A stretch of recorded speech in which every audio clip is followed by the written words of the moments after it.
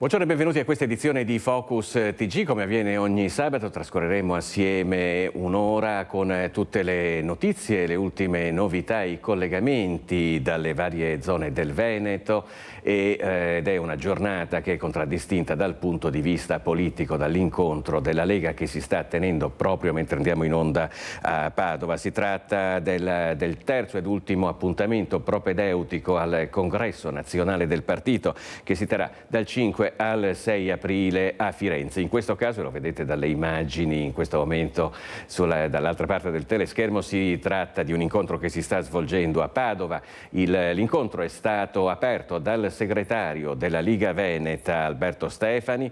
Sono previsti tra l'altro gli interventi del ministro per gli affari regionali e le autonomie Roberto Calderoli. Ha parlato il ministro della regione Veneto Luca Zaia. In questo momento è in corso un dibattito e credo che stiamo vedendo il presidente della Lombardia Attilio Fontana che si trova sul palco assieme a Luca Zaia, a Massimiliano Fedriga, presidente della regione Friuli Venezia Giulia, un dibattito che verte sulla riforma federalista. Allora sentiamo un attimo che cosa stanno dicendo a Padova, poi tra poco vi faremo sentire anche cosa hanno detto i big del partito al loro ingresso alla sede in cui si sta svolgendo il confronto. Sentiamo. Genericamente di Roma.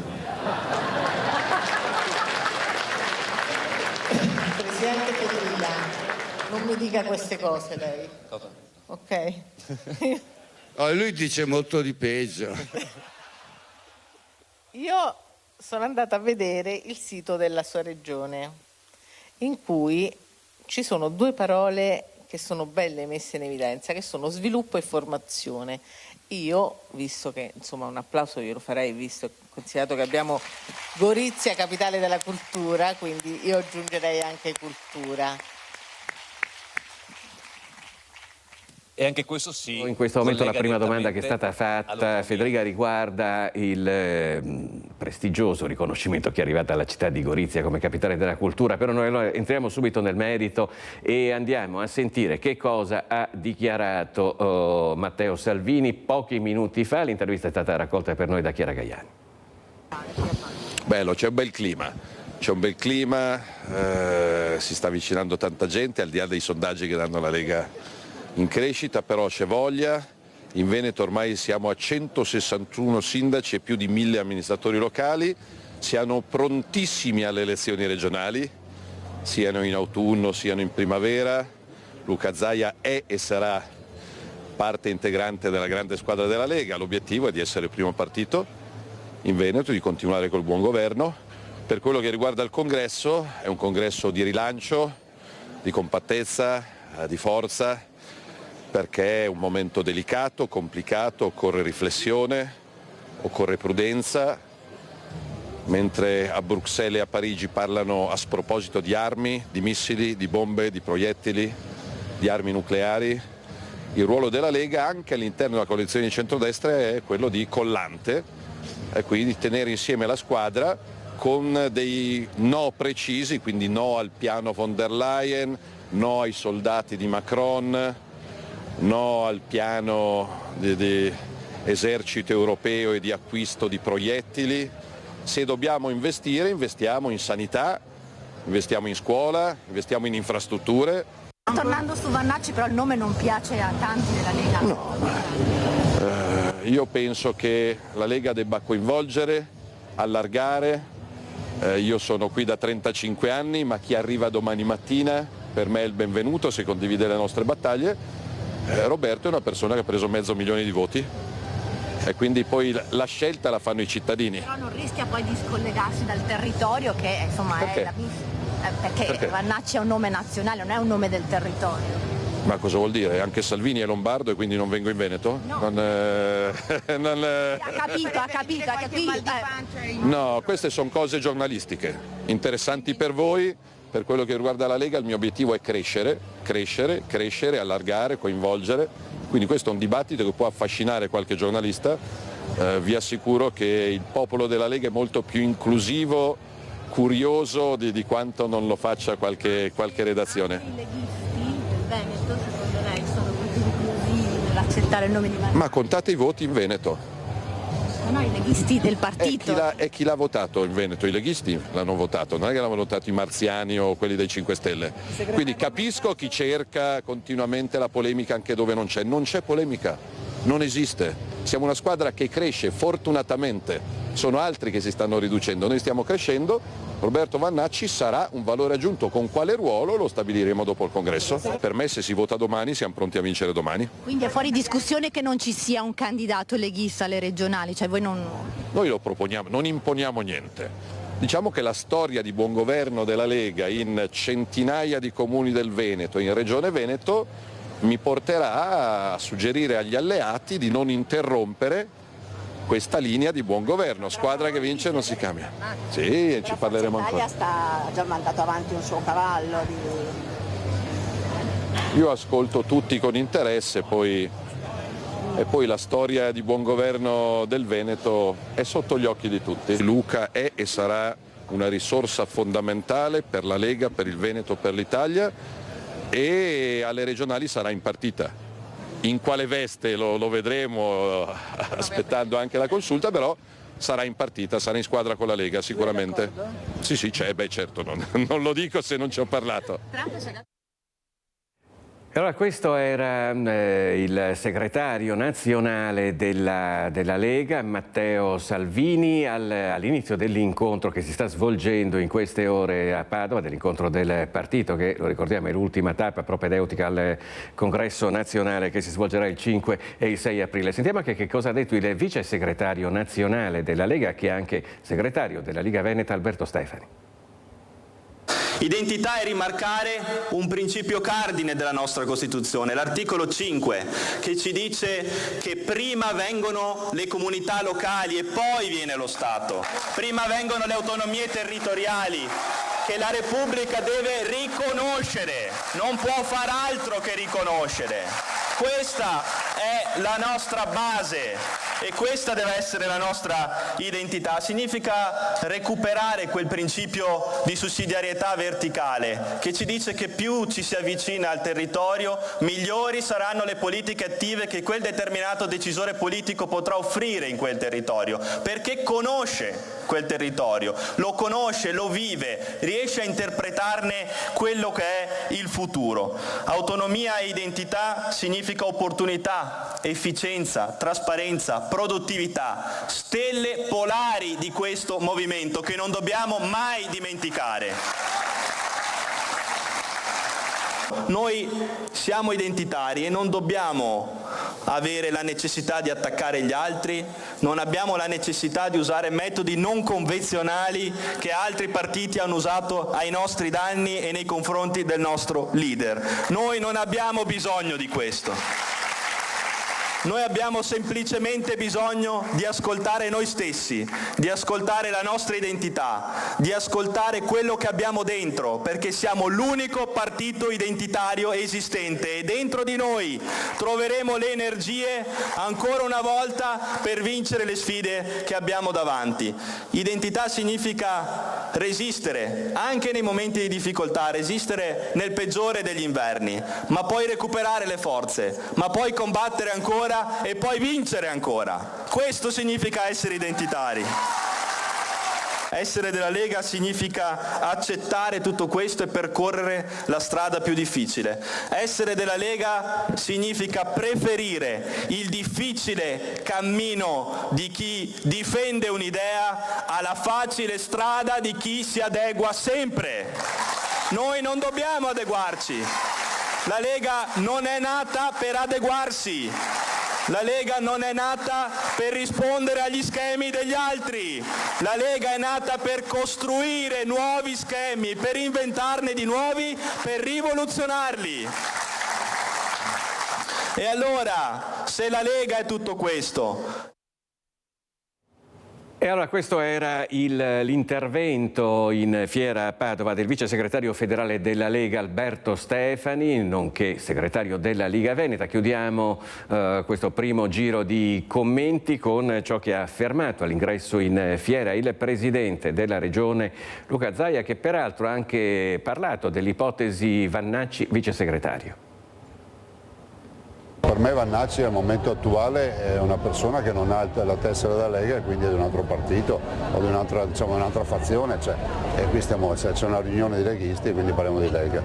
Io sono a disposizione del partito come sempre e immagino che il riferimento fosse il fatto di fare il capolista in tutte le province, ma questa è una cosa che discuteremo nel momento in cui ci sarà la necessità di discuterlo. Adesso penso che ci siano ben altri problemi dei quali discutere. Il consenso è direttamente proporzionale al profilo identitario. In ogni partito accade questo, i partiti quando perdono voti perché perdono identità e quindi è fondamentale che una regione molto identitaria come il Veneto per quanto riguarda la Lega sia la regione che ripone la questione l'identità che è il motore e il carburante del consenso per il partito, ma anche e soprattutto del legame che noi abbiamo con il popolo. Torneremo a parlare di politica, ma adesso apriamo la pagina della cronaca. Rimaniamo a Padova per parlare della rapina alle poste della Guizza dello scorso 15 novembre, quando un'auto era stata utilizzata come un ariete per sfondare la vetrata e puntare alla cassaforte. Dopo 4 mesi di indagini, la polizia ha arrestato un 55enne padovano.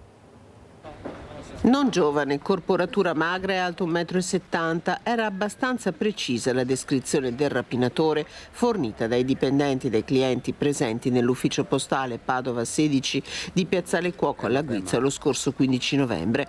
Erano le 12:15 quando un'auto, una vecchia Fiat Uno, era piombata in retromarcia dentro all'ufficio con un uomo a bordo che, casco integrale in testa, aveva minacciato tutti i presenti e, non riuscendo ad aprire la cassaforte, era fuggito con 250 euro trovati in un cassetto e il portafoglio di una delle dipendenti in sella a una moto di grossa cilindrata. Un colpo che gli agenti della squadra mobile della polizia ha ricordato molto il modus operandi di una vecchia conoscenza, un 55enne padovano, già finito in carcere 20 anni fa per numerose rapine commesse e condannato per l'associazione a delinquere, per l'assalto con l'esplosivo a bancomat di diversi istituti bancari. Un'accurata attività tecnica sovrapposta alle immagini delle telecamere di videosorveglianza ha permesso di raccogliere un quadro indiziario che ha portato il GIP a emettere un ordine di custodia cautelare in carcere con l'accusa di rapina aggravata, riciclaggio e furto delle auto e della moto usate per il colpo. L'uomo è stato rintracciato venerdì sera nella sua abitazione di Padova e arrestato. Spesso vi abbiamo raccontato nel corso dei nostri telegiornali di gesti incivili, sconsiderati di mancanza di rispetto, e uno di questi gesti si è verificato a Saonara, dove è stata rubata la fotografia di Giulia Cecchettin dall'altare della chiesa. Ci colleghiamo con Ilaria Marchiori. Buongiorno Ilaria. Sì, buongiorno a te Filippo, buongiorno ai nostri telespettatori. Ci troviamo proprio all'interno della chiesa e più precisamente nell'altare da cui è stata portata via questa fotografia di Giulia. Guardate, vi voglio proprio far vedere questo altare che era stato allestito proprio in memoria di Giulia, con anche i disegni lasciati dai bambini, e la fotografia si trovava proprio qui, in questo punto che ora è vuoto, un punto dove c'è anche una cassettina con i fiocchetti rossi, simbolo della violenza contro le donne, e qui c'era la foto di Giulia. È stato il sacrestano ad accorgersi ieri sera che mancava la fotografia e naturalmente l'ha segnalato subito anche al parroco, che in questo momento non si trova qui in chiesa e quindi non l'abbiamo potuto sentire.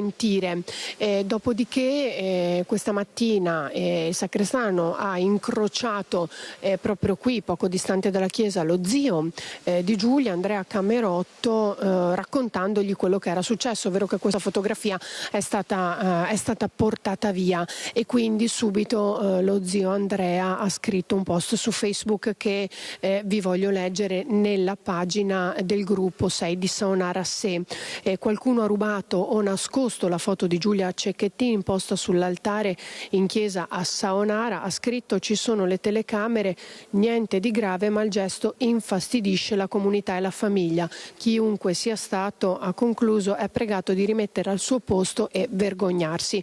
Vi voglio far vedere che proprio qui alla mia sinistra in alto c'è la telecamera che riprende la chiesa, e secondo quanto ci è stato detto è stato ripreso proprio anche il momento in cui c'è stato il furto della foto di Giulia. Si vede una persona vestita di scuro portare via la foto di Giulia qui da questo altare.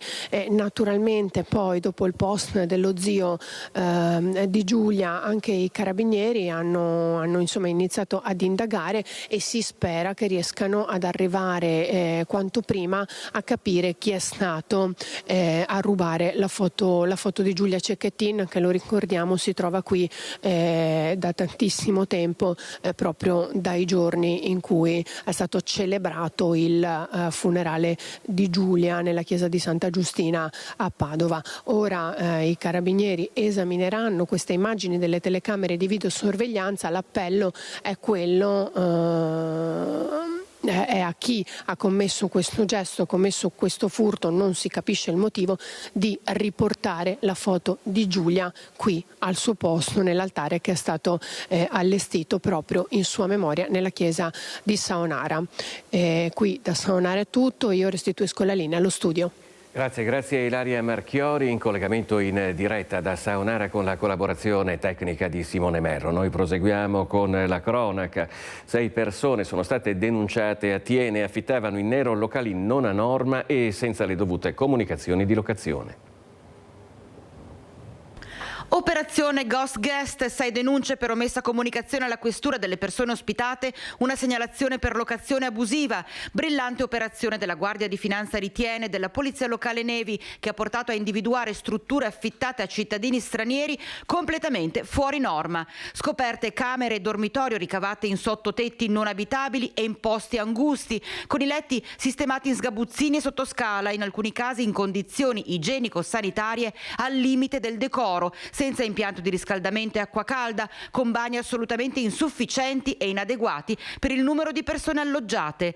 Gli inquilini trovati all'interno dei 6 appartamenti controllati a Thiene erano tutti in regola con i permessi di soggiorno e con i documenti, e probabilmente pensavano di essere in regola anche con la locazione. In realtà gli affitti, che oscillavano tra i 120 e i 200 euro mensili per un posto letto, erano percepiti dai proprietari delle strutture in nero. Oltre a questo, gli inquirenti hanno riscontrato l'assenza delle comunicazioni di ospitalità, 20.000 euro di sanzioni comminate, e del rispetto della normativa regionale in materia, altri 16.000 euro di multe. A Sandrigo un'azienda specializzata nella produzione di monili in argento è stata presa d'assalto dai banditi. L'intervento tempestivo di una guardia giurata ha permesso di sventare il colpo, molti però i danni. E ancora caccia all'uomo da parte delle forze dell'ordine per rintracciare ed arrestare gli autori di quello che è stato un vero e proprio assalto ai danni di un'azienda di metalli preziosi di Sandrigo. Un comando probabilmente dell'Est Europa composto da 8 persone che poco prima di mezzanotte ha tagliato la rete di recinzione posteriore del capannone di via Galvani della Paco SRL. I banditi però sono stati sorpresi dall'arrivo di una guardia giurata. Ne è nata una vera e propria guerriglia sulla strada. Tutti incappucciati e avevano forzato le porte, distrutto le porte blindate, entrati, e all'interno avevano già razziato quello che riuscivano a trovare mettendo su dei sacchi, e l'arrivo della guardia probabilmente ha bloccato la situazione. Hanno lasciato i sacchi, sembra quasi tutto, all'interno, sono scappati fuori e nel frattempo hanno ingaggiato una piccola battaglia fra loro e la guardia all'esterno, lanciando verso la guardia i fumogeni, creando una barriera e in più lanciando quello che avevano a disposizione: sassi, picconi, grimaldelli. Alla fine i malviventi hanno dovuto lasciare sul posto la refurtiva, composta soprattutto da catename in argento. Il piano prevedeva la fuga tra i campi con una carriola già pronta per trasportare il malloppo. Un brutto segnale anche per le aziende della zona artigianale, già oggetto di episodi simili nel recente passato. Sì, avevano già preparato la carriola per caricare probabilmente quello che portavano via. Non è la prima volta e scappano sempre di lì, arrivano di lì. Quella è una zona molto pericolosa per noi. Questo è più di 20 anni, siamo qui, è già la 6ª volta questa. E hanno fatto fatto il giro del web le foto postate da Sara De Bastiani, un'autotrasportatrice di Fonzaso di 36 anni che a agendo distinto ha messo di traverso l'auto articolato che stava guidando per bloccare una Fiat 500 che procedeva contromano.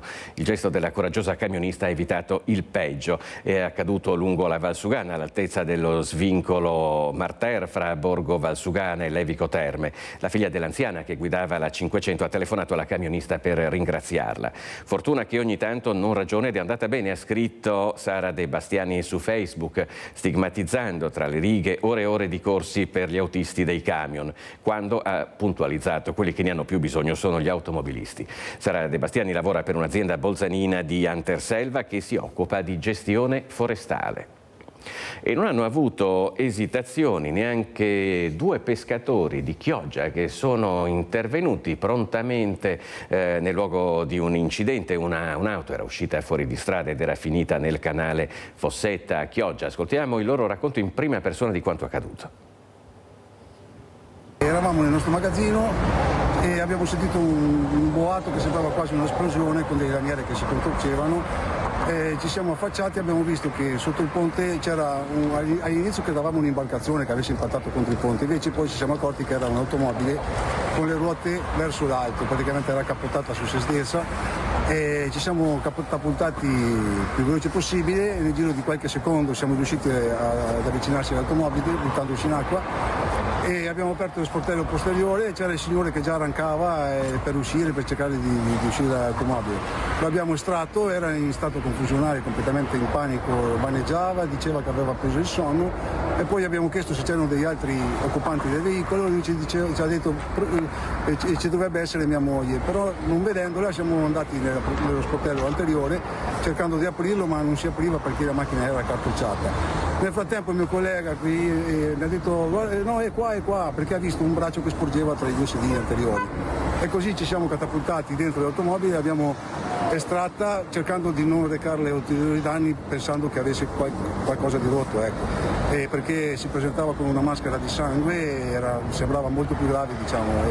E niente, poi l'abbiamo adagiata in un'imbarcazione che c'è qui sotto il ponte, che è anche questa capovolta sotto sopra, abbiamo adagiata là, abbiamo dato in custode a un altro nostro amico, nel frattempo abbiamo avvisato le forze dell'ordine, siamo stati in contatto con i sommozzatori, i vigili del fuoco sommozzatori, abbiamo mandato la posizione, abbiamo dato l'assistenza logistica per arrivare nel punto dove è successo il fatto.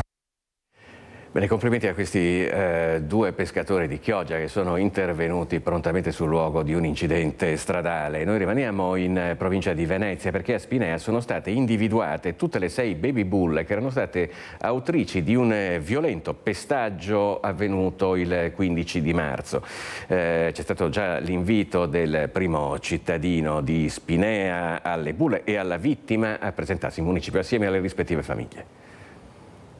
Individuato tutto il gruppo delle baby bull autrici della violenta aggressione ai danni di una loro coetanea pestata selvaggiamente a metà marzo scorso in pieno giorno con una barbarie senza precedenti sotto al porticato di Piazza Fermi a Spinea. Si tratta di compagni di classe e di scuola, sarebbero tutte residenti a Spinea, 6 ragazzine, tutte minorenni di età compresa tra i 12 e i 13 anni fino ai 15-16. Il pestaggio come spedizione punitiva ideata dalla bulla con piumino rosa, secondo cui la vittima avrebbe dovuto ricevere una lezione per non aver speso parole di lode nei suoi confronti con altri amici e compagni di scuola. Infatti nel video la sua voce si sente chiaramente. Mi hai sparlato, le dice più volte mentre la prende ripetutamente a schiaffi. Mi hai sparlato? Non mi hai sparlato? Mi hai sparlato? Mi hai sparlato? Allora perché dicono di sì?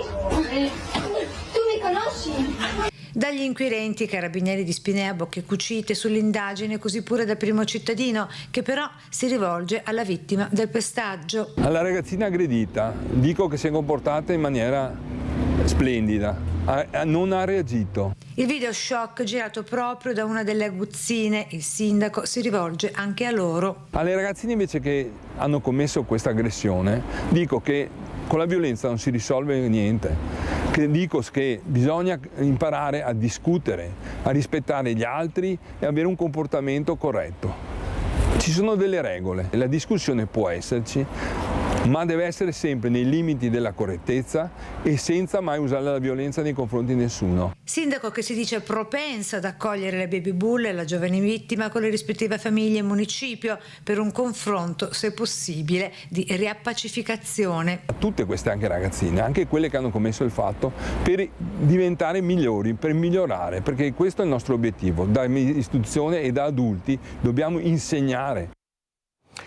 Ora parliamo di una truffa che purtroppo si sta diffondendo in maniera molto preoccupante, quella del finto carabiniere. Riguarda un po' tutte le nostre province, così come il resto d'Italia. Noi adesso andiamo a Salgareda, dove ce ne racconta una Christian Arboit.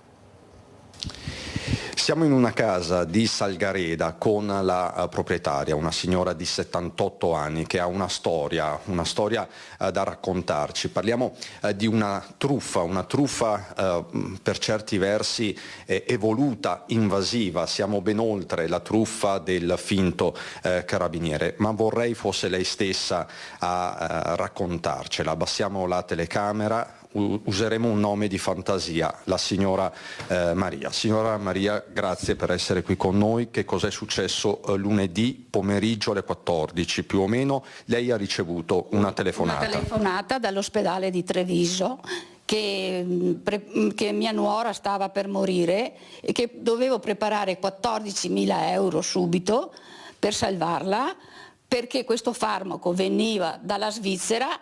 Entro poche ore di consegnare questi 14.000 euro. Era stato detto anche che sua nuora stava vomitando sangue. Sì, mia nuora stava vomitando sangue e aveva poche ore di vita e dovevo preparare questi 14.000 euro entro poche ore. E qualcuno sarebbe venuto a ritirare. Qualcuno di loro sarebbe venuto a ritirare questi soldi per salvare mia nuora.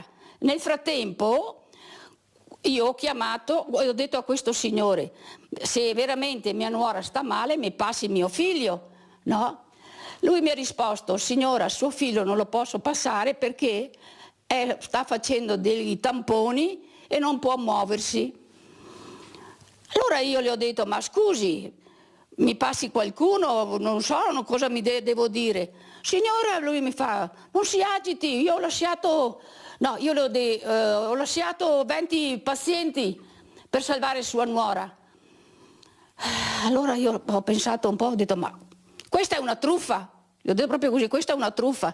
E lui mi salta su e mi dice ancora: ho lasciato 20 pazienti per salvare sua nuora. Se entro poco tempo non mi consegna i soldi, sua nuora muore. Quindi a questo punto loro le passano... Passano mia nuora. A questo punto mi passa mia nuora e mi dice: nonna, dagli i soldi.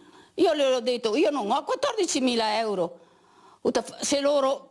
Non ne ho soldi, io non ne ho soldi. Ecco, che particolare non è che nonna è il termine che sua nuora... Mi chiama nonna, invece di chiamarmi... Sì, per il mio nome mi chiama nonna. Quindi questi truffatori sapevano benissimo che tra di voi c'era questa, diciamo così, usanza di chiamarmi nonna. Poi io le ho detto, ma ho tornato a ripetere: questa è un'altra truffa, e lui mi ha ancora gridato: ma ho lasciato i miei pazienti per salvare sua nuora. Io chiamo i carabinieri, gli ho detto. E lui mi faccia il 112, chiami i carabinieri. Lei fa il 112, riattacca e fa il 112. A questo punto loro mi rispondono: pronto carabinieri, il comando di Treviso. Cos'è successo, signora?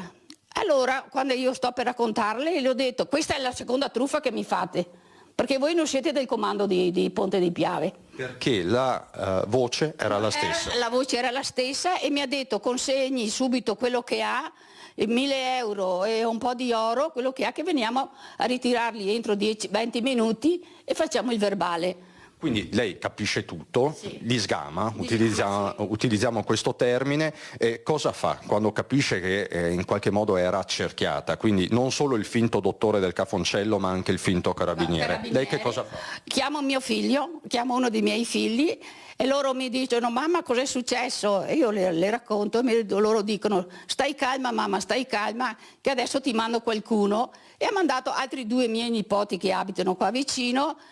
e sono corsi qua e gli ho raccontato il fatto.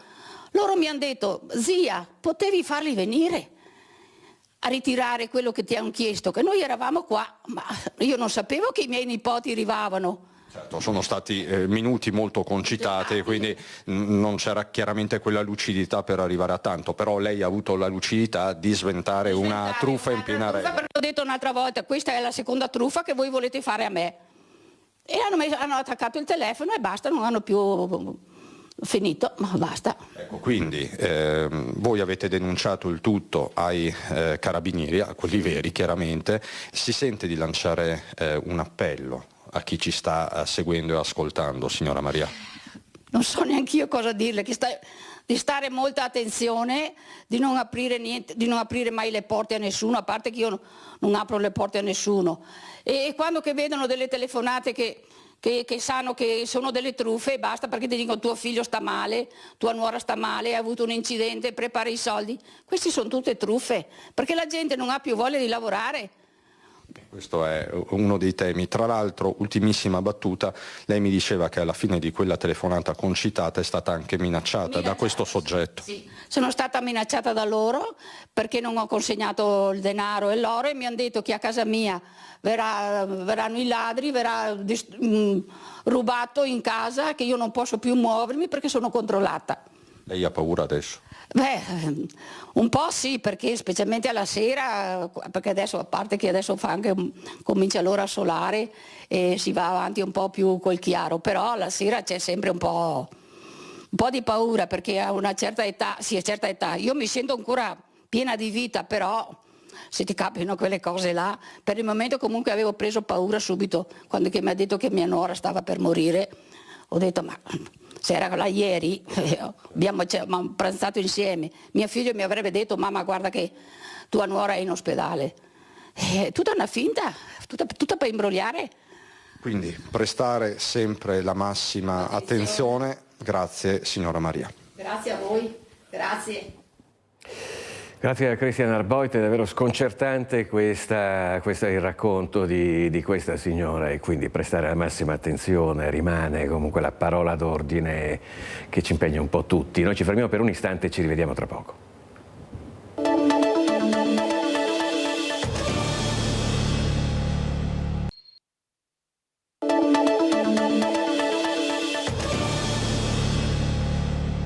Bentrovati nuovamente in diretta con Focus TG. Andiamo a Bassano del Grappa, dove il Consiglio Comunale si è occupato, tra le altre cose, anche del Tribunale della Pedemontana.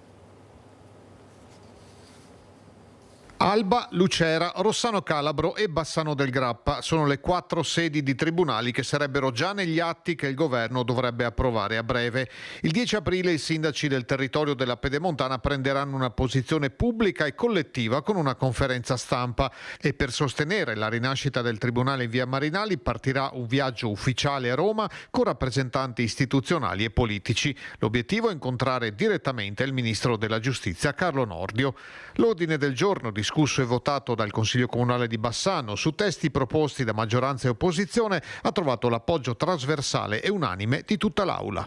Il bassanese è sempre stata vista come una zona che bisogna tenere in un certo modo sotto controllo. Oggi fortunatamente abbiamo altri territori che ci stanno accompagnando in questa sfida, che sono i territori dell'Alta Padovana, che si stanno dimostrando leali in quanto hanno riconfermato la loro decisione, e anche tutta la parte che riguarda l'area trevigiana.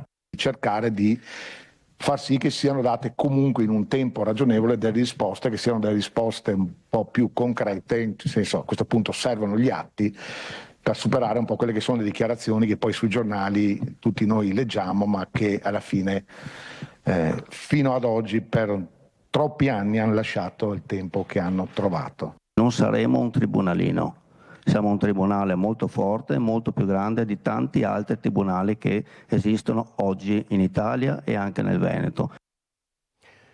La giornata di ieri è stata contraddistinta da uno sciopero di 8 ore dei metalmeccanici di CGIL, CISL e UIL. Ci sono state diverse manifestazioni in Italia e nel Veneto. Andiamo a vedere com'è andata a Treviso.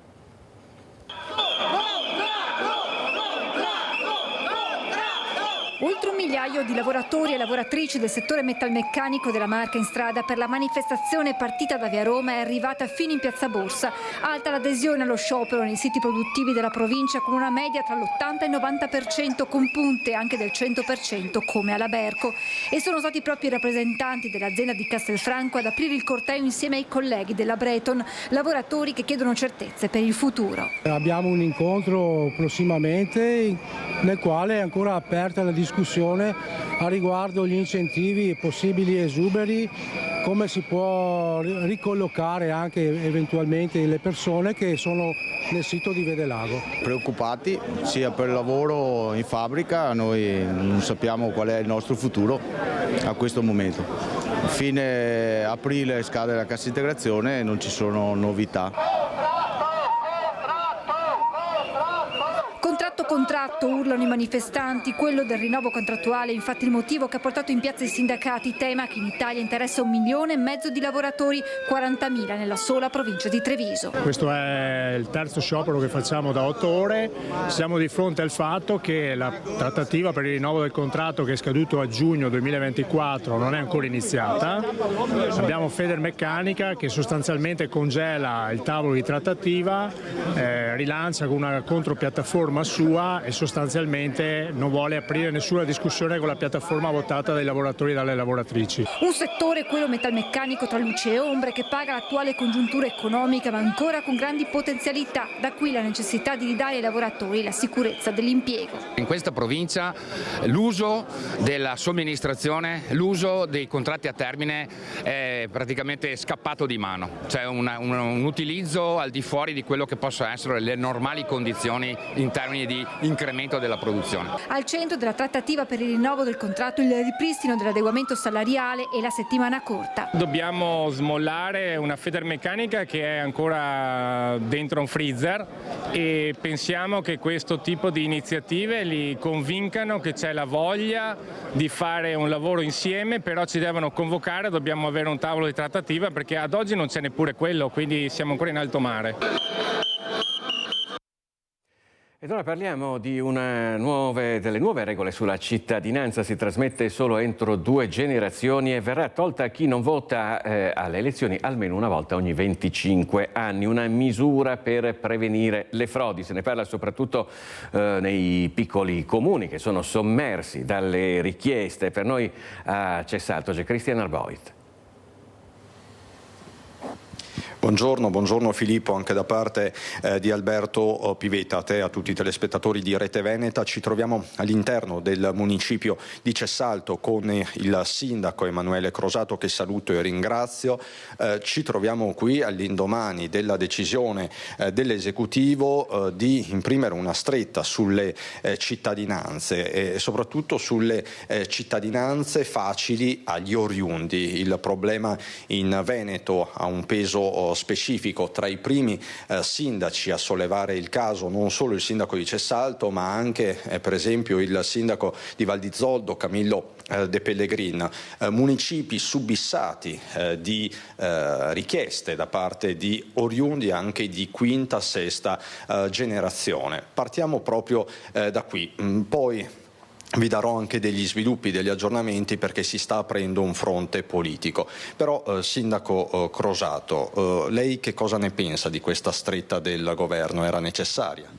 Era necessaria ed è anche buonsenso. Non possiamo continuare ad avere il comune impegnato, tutto l'ufficio anagrafe impegnato in queste attività e anche poi riducendo i servizi ai cittadini che normalmente vengono a chiedere la carta d'identità, il rifacimento di documenti, e quindi non riusciamo a rispondere a queste esigenze, poiché nei piccoli comuni ricordo sempre che l'unico ufficiale di Stato è il sindaco, quindi un impegno enorme. Nel mio piccolo comune di 4.000 abitanti, circa 500 richieste all'anno, tra richieste di accesso agli atti per avere i documenti degli avi lontanissimi, e poi le richieste effettive. Ecco, quindi per un comune di meno di 4.000 abitanti ci sono mediamente 500 richieste all'anno di accesso agli atti per ottenere, ai fini dell'ottenimento della cittadinanza, questo soprattutto da parte di oriundi che risiedono in Sud America.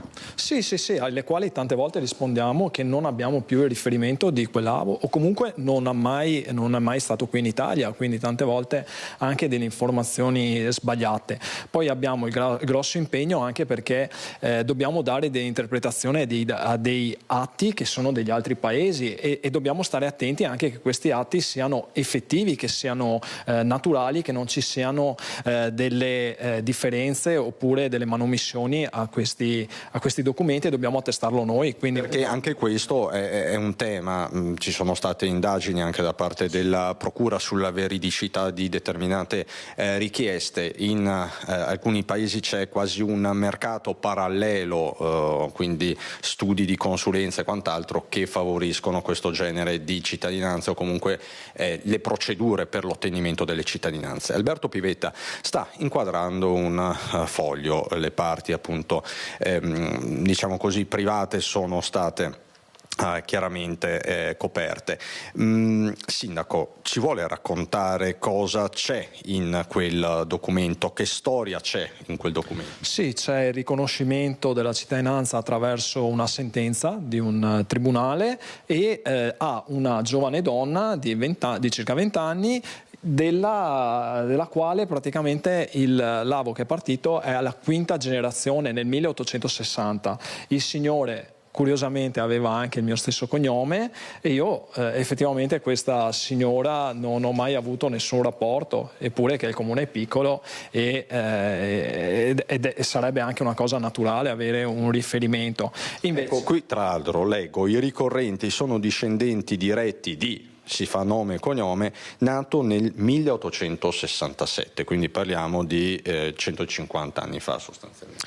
Sì, partito molto giovane, quindi comunque stiamo rincorrendo molto probabilmente qualcosa di difficile, di importante, insomma, però è difficile andare a determinare effettivamente queste cose. Questa invece è solamente il plico di una pratica con tutti i documenti vari, quindi un impegno effettivo di persone nell'andare a esaminare gli atti e anche dare interpretazioni, mentre lì abbiamo sostanzialmente, questo è il pacco alla mia firma di interpretazioni praticamente di alcuni atti che vengono richiesti direttamente da avvocati, in cui danno loro interpretazioni e io devo rispondere secondo le indicazioni mie, quindi del solo unico dipendente che ho, che produce poi le risposte anche agli avvocati, quindi un lavoro immane. Parliamo di oltre un centinaio di pagine solo per una pratica, quindi 500 per 100 solo per il comune di Cessalto diventano migliaia e migliaia di pagine di documenti che ogni anno devono essere prodotti da un comune piccolo come quello di Cessalto. Sì, assolutamente, e questo poi diventa un'efficacia nel rispondere alle richieste ai cittadini che magari vorrebbero tutti i giorni venire liberamente a fare la carta d'identità ed averla subito, come è legittimo. Invece siamo costretti molte volte a dire no, o a dare degli appuntamenti, perché in quel momento lì non abbiamo la copertura oraria da parte dell'unico dipendente. Senta, Sindaco, ultimissima battuta, sta montando la polemica proprio su questa stretta impressa dal governo, in particolare dal vice premier Tajani. È un fronte che si sta aprendo all'interno del centrodestra. Dalla Lega Trevigiana ci sono le perplessità, le critiche di Dimitri Coin, segretario provinciale, ci sono le parole di Alberto Villanova, capogruppo della Lega in Consiglio regionale, che chiede al governo di ritornare sui propri passi o comunque apportare delle modifiche, di un problema culturale, di un errore culturale. Parla Elena Donazzan, eurodeputata di Fratelli d'Italia, dice: è stato commesso un errore da parte del centrodestra. Si sta aprendo un fronte interno nel centrodestra, lei è di Forza Italia. Sì, rispetto alle posizioni di ognuno, però non possiamo dare la cittadinanza così in maniera leggera, tranquilla e semplice. Io credo che sia un percorso quello della cittadinanza e preferisco quelle persone che vengono a risiedere qui in Italia, vogliono far crescere i propri figli qui, hanno un regolare ciclo di studi all'interno del nostro paese, come è successo la scorsa settimana, lunedì della scorsa settimana. È bellissimo vedere dei ragazzi che i cui genitori erano stranieri venire qui e cantare l'inno d'Italia. Io preferisco sinceramente queste persone che diventino cittadine italiane. Quindi occuparsi delle seconde generazioni, di chi lavora, degli stranieri tra virgolette che arrivano in Italia e che lavorano magari per anni e qui risiedono. Che risiedono e vogliono sviluppare la propria vita, la propria famiglia qui rispettando le nostre norme e le nostre regole. Messaggio forte e chiaro, Sindaco Emanuele Crosato, dal municipio di Cessalto. Per il momento è tutto. Con Alberto Pivetta. Filippo, ti restituisco la linea.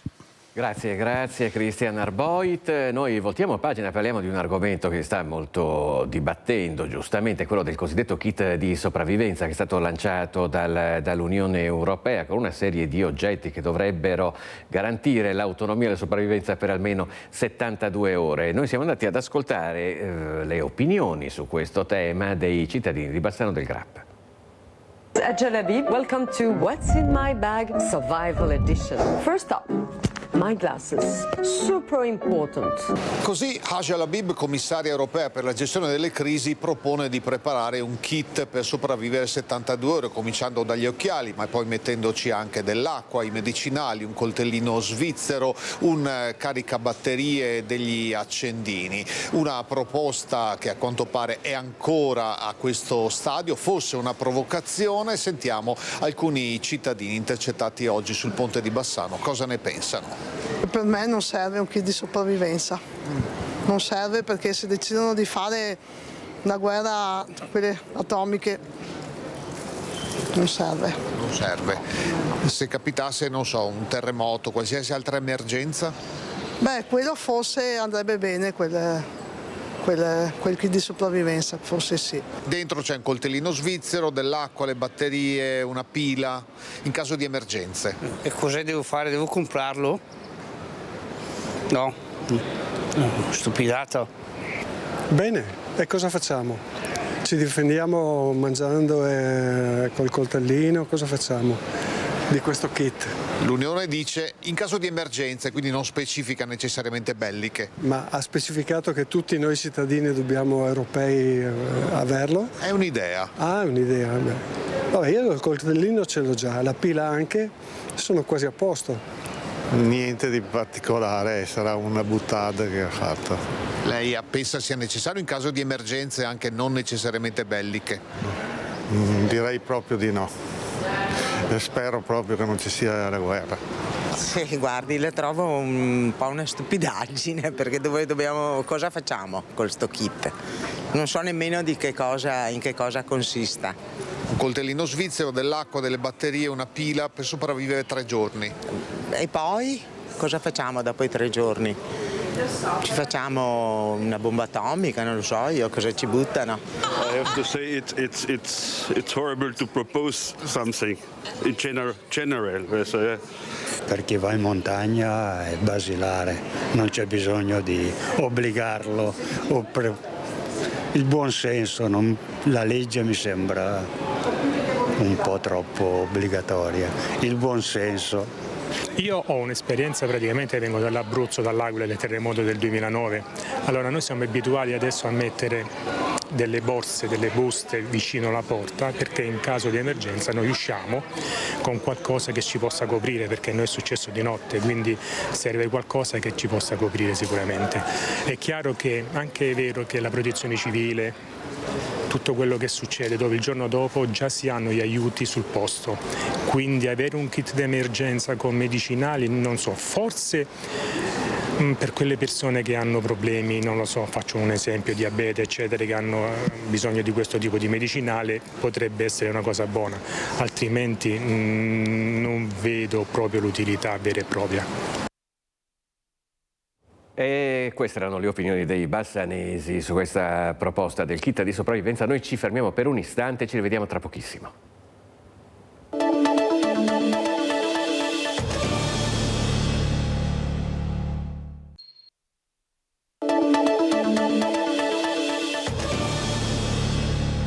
Eccoci in diretta con Focus TG, andiamo in Consiglio Comunale a Bassano del Grappa, dove si è parlato della fuoriuscita dei vigili della Polizia Locale dall'Unione Montana. È successo di tutto e adesso tutto potrà succedere. Si può riassumere così il Consiglio Comunale di giovedì sera, che ha sancito che Bassano riavrà la sua polizia locale a partire dal 1° gennaio 2026. Dunque è passata la linea del sindaco Nicola Finco, ma non è stato un risultato facile, anzi tutt'altro. I vigili di Bassano escono ufficialmente dall'Unione Montana, un esito ampiamente previsto, ma che nelle ultime settimane non sembrava essere più preventivabile, perché Fratelli d'Italia non era, e infatti non è stata, al fianco del primo cittadino in questa scelta, e perché l'opposizione è rimasta compatta nel dire no. Alla fine Finco porta a casa il risultato con 12 voti favorevoli, 10 contrari e 2 astenuti. Una scelta che abbiamo ben ponderato, valutato attentamente, in modo da poter garantire una maggiore sicurezza non solamente nel centro storico ma anche nelle periferie e nei quartieri della nostra città. Quindi abbiamo fatto una scelta che non vuole assolutamente penalizzare i comuni contermini. L'amministrazione avrà adesso 9 mesi per programmare il futuro, incontrare i sindacati a tutela delle condizioni contrattuali dei vigili, concepire soluzioni e proposte che contemplino anche il ritorno della figura del vigile di quartiere. Ma come detto, portare a casa questo risultato è stato quanto mai difficile per gli equilibri interni della maggioranza e per quelli interni al Consiglio. Fratelli d'Italia non ha sostenuto Finco, che ha ricevuto l'appoggio solo del consigliere meloniano, ancora per poco a quanto pare, Gianluca Pietrosante. Stefano Giunta, capogruppo di Fratelli d'Italia, ha duramente controbattuto proprio le dichiarazioni del sindaco e le frecciate politicamente avvelenate di Pietrosante. Alla fine i meloniani non hanno mantenuto una linea comune al momento del voto, e questo ha tutte le sembianze di una frattura, che il tempo dirà se ricucibile, con Finco. Per quel che riguarda invece Fratelli d'Italia, per me è ancora una componente della maggioranza, forse l'unica persona che deve decidere da che parte stare è il consigliere Giunta, in quanto ieri sera ha avuto un atteggiamento più da consigliere di opposizione piuttosto che di rappresentante della maggioranza che governa questa città. Allora, questo è quanto accaduto in Consiglio Comunale, con queste divergenze all'interno della maggioranza, ma adesso iniziano anche ad arrivare le reazioni dagli altri comuni coinvolti dopo la decisione di Bassano del Grappa. Ferdinando Garavello ha avvicinato per noi il sindaco di Valbrenta, Luca Ferrazzoli.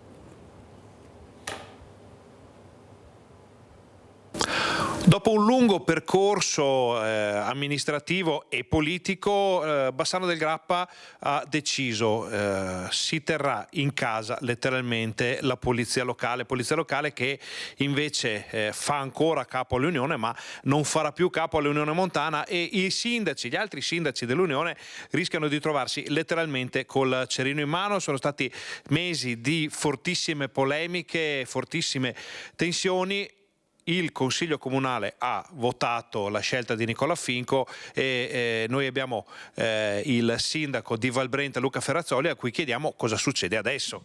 Credo che noi tutti abbiamo aspettato un po' quelli che erano gli eventi. Ovviamente il Consiglio Comunale di Bassano del Grappa è sovrano su questa decisione. Adesso che è ufficiale dovremmo, credo, sederci intorno a un tavolo, non escludendo nessuno, e capire cosa fare sostanzialmente. Le possibilità sono 3, che ogni comune si arrangi, che si torni a dialogare con il comune di Bassano, che per ruolo, per capacità può essere il punto di riferimento, oppure che gli altri ragionino per una forma associata attraverso l'Unione o altre forme che sia indipendente da Bassano. Credo che questo sia lo scenario. Ecco, Sindaco, ci sono stati anche momenti di tensione fra comune e lei è una persona, è un sindaco insomma, che sa usare la diplomazia, non ha mai alzato i toni, però immaginiamo che possa spaventare un po' questa prospettiva. Sì, spaventa. Io non alzo i toni, nel senso che, voglio dire, si separano i coniugi, può sicuramente separarsi anche una polizia locale. A me personalmente dispiace perché ovviamente, avendo guidato per 10 anni la comunità montana, si era arrivati, diciamo, a un punto di approdo in cui secondo me le cose funzionavano, ma soprattutto si era messo insieme un sistema organizzativo che aveva una sua struttura, una sua autonomia. Quindi mi riferisco ovviamente al sistema delle telecamere, ma non dimentichiamo che prima dell'avvento del comandante Ruaro a Bassano non aveva un comandante che fosse un dirigente. Quindi secondo me il salto di qualità è stato fatto nel momento in cui la funzione di polizia locale, diciamo, del territorio aveva una persona competente, un dirigente, che prima è stato Ruaro, poi è stato Scalpellini e l'attuale comandante. Una cosa è certa, una polizia locale serve, perché abbiamo visto con le carenze delle altre forze dell'ordine avere dei vigili che ormai non sono più semplicemente dei vigili, diventa indispensabile. Sì, diventa indispensabile ed è importante che funzionino bene, per quello io, diciamo, ho sempre cercato di non alzare i toni e soprattutto di non entrare in decisioni che riguardano altri consigli comunali. Resta ovviamente il fatto che una volta che è stata assunta questa scelta dovranno essere da parte degli altri adottate quelle che sono le soluzioni migliori perché il servizio funzioni. Ecco, fino a qui abbiamo raccontato un iter molto complicato, adesso l'iter sarà ancora più complicato, ci saranno delle contrattazioni sindacali, ci sarà tutto un tema da risolvere. Certo è che il territorio deve trovare un nuovo assetto, insomma lo racconteremo come sempre nei nostri telegiornali. Grazie per questo contributo con il sindaco Luca Ferrazzoli. Noi adesso ci colleghiamo nuovamente in diretta, sentiamo con la Fiera di Padova dove ha preso la parola il vice premier Matteo Salvini. Quando si vota, come si vota, noi siamo pronti anche domani mattina. Sicuramente parlavamo di Olimpiadi, siccome c'ero in quel Consiglio dei Ministri, portare a casa le Olimpiadi governato con i 5 Stelle, con Conte, Di Maio e Toninelli, non è stato semplicissimo, Non è stato, però la soddisfazione quando proprio pochi giorni fa, alla faccia dei gufi, non ce la faranno mai, siamo andati a verificare il fatto che i lavori stanno procedendo e quelle Olimpiadi porteranno sul territorio, ovviamente Veneto-Lombardo, ma a livello nazionale 5 miliardi di euro di valore aggiunto in termini di lavoro e di impresa. La faccia dei signor no che non volevano il Mose, non volevano la TAV, non volevano il Brennero, non vogliono il ponte. Noi siamo qua per fare le cose in Italia, non per bloccare le cose in Italia. Ovviamente avremo degli avversari che proveranno a fermare il vento. Grande cantautore. Questo dunque è Matteo Salvini in diretta dalla Fiera di Padova, dove si sta svolgendo un importante incontro della Lega in vista del Congresso nazionale. Avete sentito che si parlava di Olimpiadi invernali. A questo proposito, purtroppo, c'è uno studio condotto dall'Università di Ca' Foscari con gli esperti del CNR, secondo il quale i ghiacci delle Dolomiti scompariranno in pochi decenni. Nei prossimi decenni i ghiacciai alpini potrebbero ridursi fino a sparire, non solo quello della Marmolada, il ghiacciaio simbolo delle Dolomiti. A sostenerlo per la prima volta è uno studio realizzato dall'Istituto di Scienze Polari del CNR e dall'Università Ca' Foscari di Venezia, un lavoro che presenta una stima pluridecennale dagli anni 80 al 2023 della variazione topografica e del bilancio di massa degli attuali ghiacciai montani presenti nelle Dolomiti. Al 2023 si contavano 9 ghiacciai, anche se la frammentazione del ghiacciaio della Marmolada in 4 corpi glaciali distinti porta il numero totale a 12. L'area totale di questi ultimi è passata da poco più di 4 km quadrati negli anni 80 a poco meno di 2 km quadrati oggi, con una perdita del 56%, di cui il 33% dal 2010. La diminuzione della superficie topografica media è stata di circa 29 metri in 43 anni. Il ghiacciaio che ha subito la riduzione maggiore è quello della Fradusta, che scende dal versante nord di una delle principali vette delle Pale di San Martino. Lo studio ha preso in considerazione anche i dati sulle temperature temperature elaborati assieme ad ARPA Veneto, che ha quantificato un aumento di 2 gradi centigradi, 0,5 gradi in più per decade negli ultimi 40 anni. Lo studio mette in luce che in tutta l'area dolomitica il 66% dell'intera perdita di volume è attribuibile al solo ghiacciaio della Marmolada. Nel giro di pochi decenni, affermano gli esperti, questi ghiacciai scompariranno o si frammenteranno in piccoli corpi glaciali senza dinamica. A testimonianza di un destino che appare purtroppo inevitabile, resta la tragedia del 3 luglio 2022, quando una gigantesca placca glaciale si staccò dal ghiacciaio della Marmolada, travolgendo 3 cordate di alpinisti. Il bilancio finale fu di 11 morti e 8 feriti. Non sono belle notizie, ma purtroppo questa è evidentemente la situazione, dobbiamo fare i conti anche con questi nuovi fenomeni. Focus TG termina qui, vi ricordo i prossimi appuntamenti con l'informazione di Rete Veneta a partire dal telegiornale di Bassano del Grappa alle 18:50 e a seguire il notiziario di Vicenza. Grazie per averci seguito e buon proseguimento con i programmi di Rete Veneta.